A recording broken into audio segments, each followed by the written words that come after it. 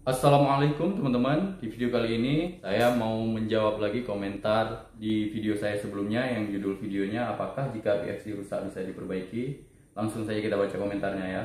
Terima kasih ya Allah, jika hamba sembuh dari otak ini, insya Allah aku akan puasa, dan terima kasih atas hidayahmu ya Allah. Oke, sebelumnya terima kasih buat teman-teman yang udah komen, dan kita doakan semoga teman kita yang bertanya dan yang lainnya sehat selalu, terutama sehat otak dan juga sehat seluruh tubuh.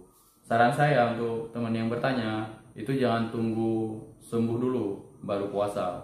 Berpuasa dulu agar sembuh.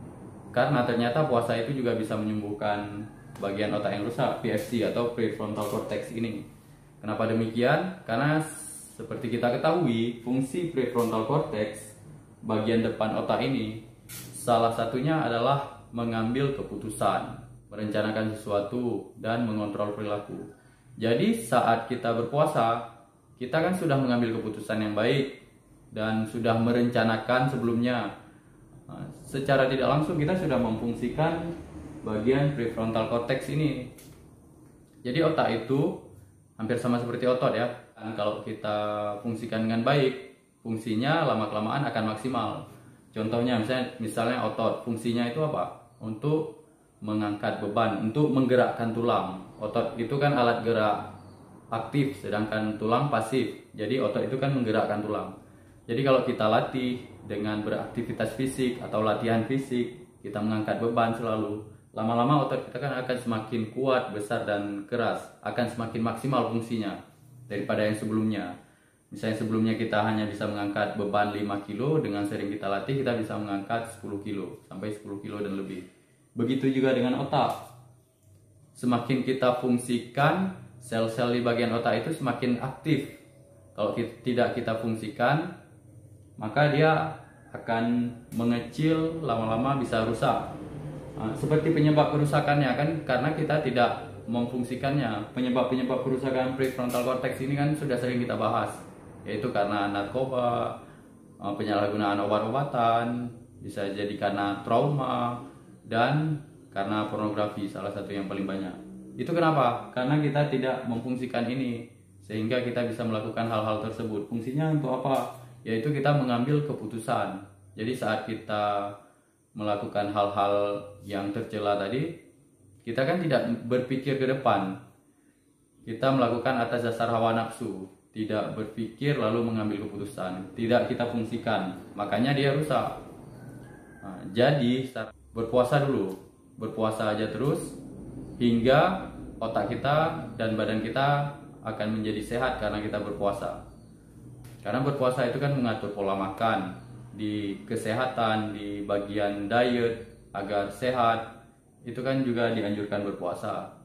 Begitu juga dengan kesehatan otak.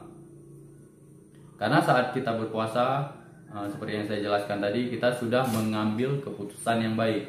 Saat kita mengambil keputusan yang baik, kita sudah memfungsikan bagian prefrontal cortex. Dan sedikit cerita teman-teman ya, dari senior saya, seorang perawat, mungkin sekarang dia sudah almarhum, namanya Bang Depi.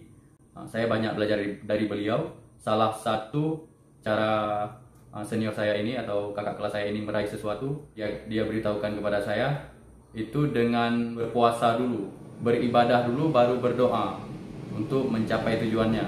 Seperti salah satu yang pernah dia ceritakan, dia ingin lulus di Universitas Indonesia di UI. Dia berpuasa dulu baru berdoa. Jadi kan kebalikannya. Biasanya kan orang misalnya menginginkan sesuatu berdoa dulu, jika tercapai baru dia ibadah, baru dia puasa.